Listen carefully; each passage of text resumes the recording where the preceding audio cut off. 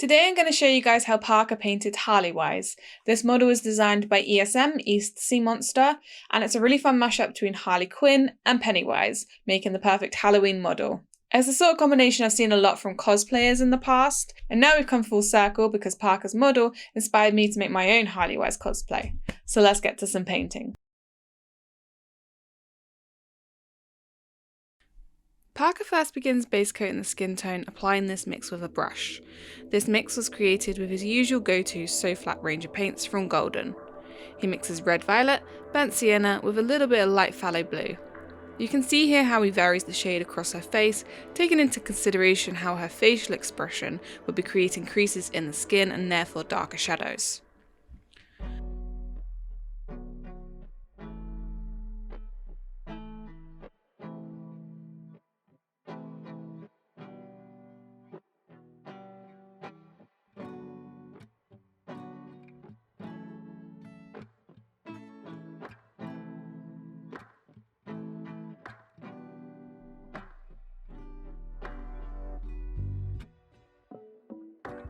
For the top coat of her skin, Parker turns to the airbrush, using a mix of Titan Violet and Burnt Sienna.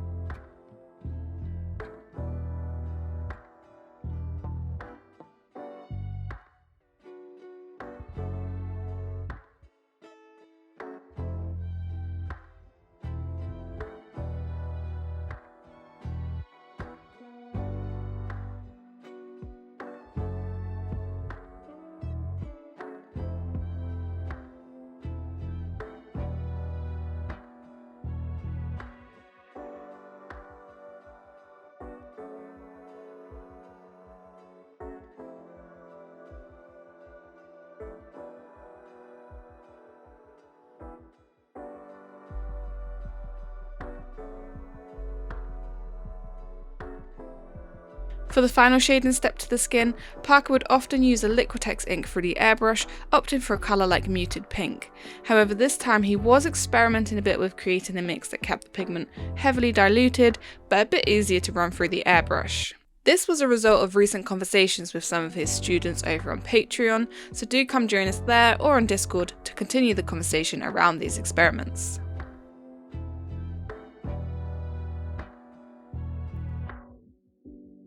At first glance, the Pennywise costume appears super simple and plain. It's all white with some red pom-poms. So spray on the white and you're done, right? Wrong. Not when it's Parker's painting. He first creates a base coat mix using Paynes grey, light orange, phthalo green blue and titanium white, aiming for this bluey, greeny, silver light grey type colour. Yeah, I know I just described it with a lot of different colours, but you can see it on the palette. He applies this with a brush across all of the main outfit, taking care to apply the shade a bit darker in the folds of her ruffles and lighter on the top pieces.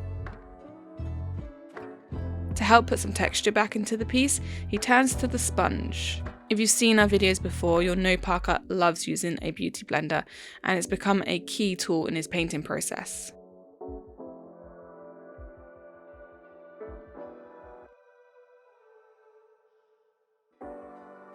Finally, he uses titanium white Liquitex ink through the airbrush.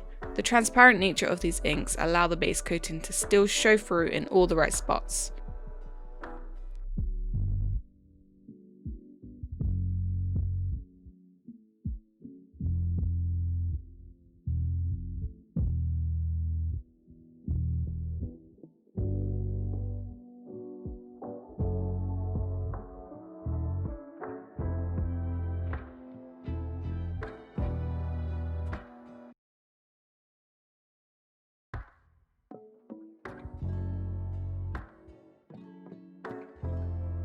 For the red parts of this outfit, such as these pom-poms, Parker used Pyrrole Red.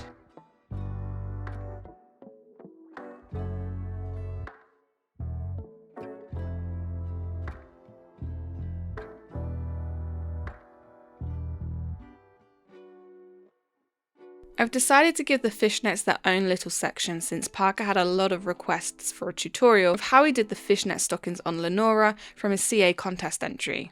So he first started by base coating the stockings with the same mix as the top coat of the skin, just this time not applied over any sort of underpainting. Quick reminder, this mix was using Titan Violet and Burnt Sienna. When you look at references of people wearing stockings, you'll notice it does make the skin colour differ slightly from the unfishnetted skin. Once the base coat is dry, he uses an oil wash to stain the recessed skin areas beneath the stockings.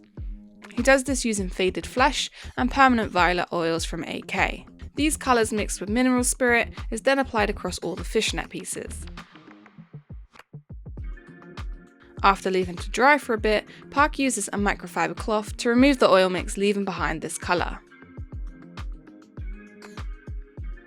He now focuses on making the fishnets white using a mixture of dry brushing and the sponge to focus on the raised fishnet texture.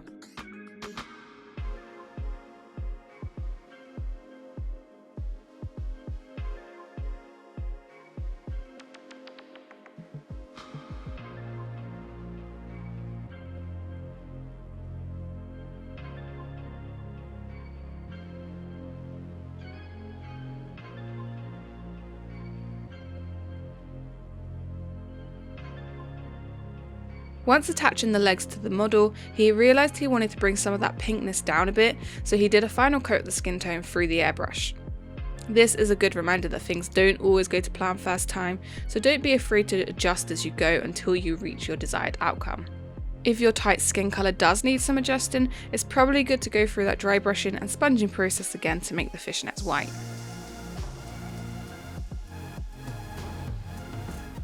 As this is a mashup of two characters, Parker was left with choices to make about the hair colour. The render from the studio went with an all-over blonde. However, we'd also seen people interpret this model as just a female Pennywise, and therefore use the ginger Pennywise hair colour. But Parker really wanted to lean into the Harley look, and thought this model could use a nice pop of colour, so he went for her blue and pink Suicide Squad look. He first needed to build a really light platinum blonde hair colour. He base coated using Titan Buff and Raw Umber before going in with a thinner brush and some titanium white added to the mix to paint in some of the highlights following the flow of the hair strands. He also used his trusty sponge to assist.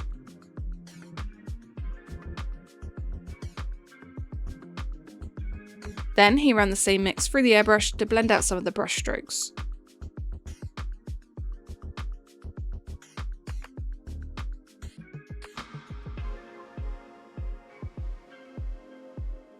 Next up, he painted in the red hairbands, using Pyrrole Red again like the other pom-poms across her outfit.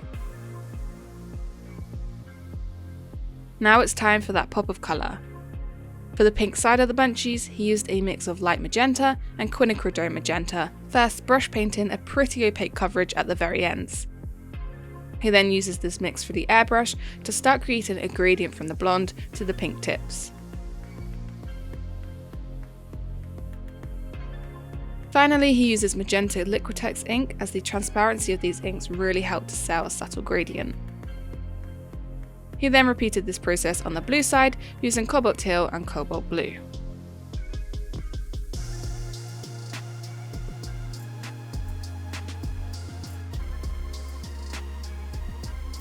Parker first starts with this diluted blood vessel shade of red, base coating the eyes and her lips.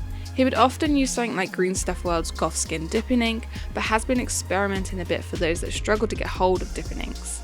Again, come join us in Discord to see these very recent experiments.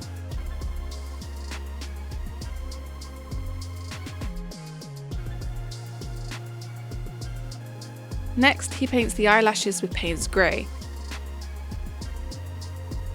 Then the teeth and first coat of the eyes are painted using a slightly off-white colour, which is a mix of Titan White, Titan Buff, and eventually some added titanium white Liquitex ink to add a bit of shine to the eyes.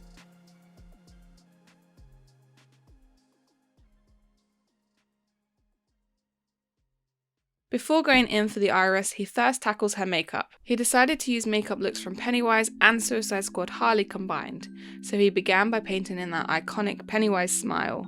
He used Rubine Red Liquitex ink for this, first starting with applying her lipstick and then extending out across her cheeks to make these markings.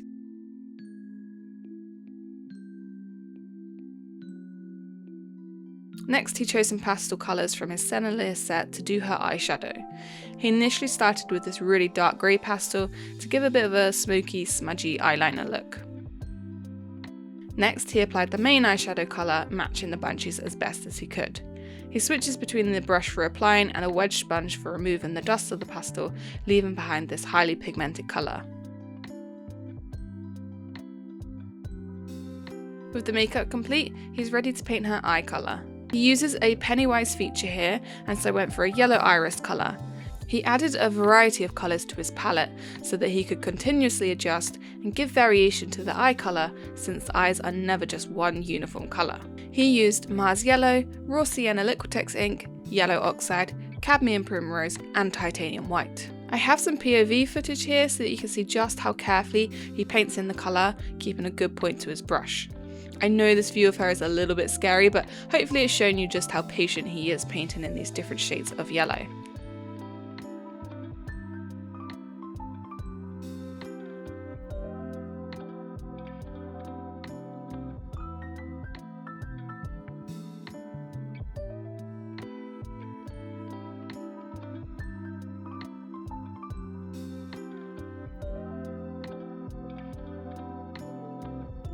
For the pupils, he uses black Indian ink.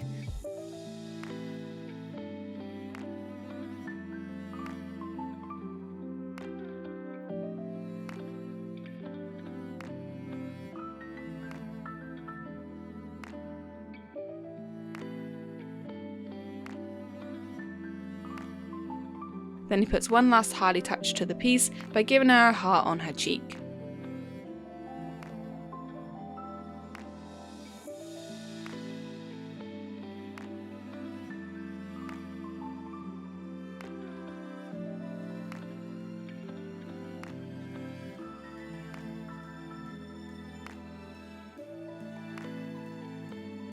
And here is our finished face.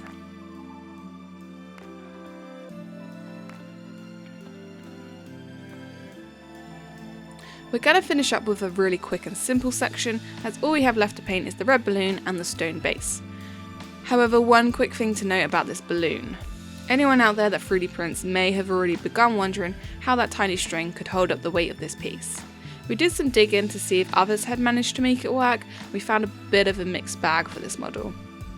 One professional printer brand appeared to have the balloon slightly leaning on her head to take the weight. Other people had appeared to either thicken or reinforce the printed string in some way. We opted to swap it out completely for a 2mm steel rod cut down to size and used a steel epoxy putty to help secure this into her hand. Anyway, back to the painting. For this balloon he used Pyrrole Red and a final layer of Pyrrole Red Liquitex ink to add a bit of shine to the balloon.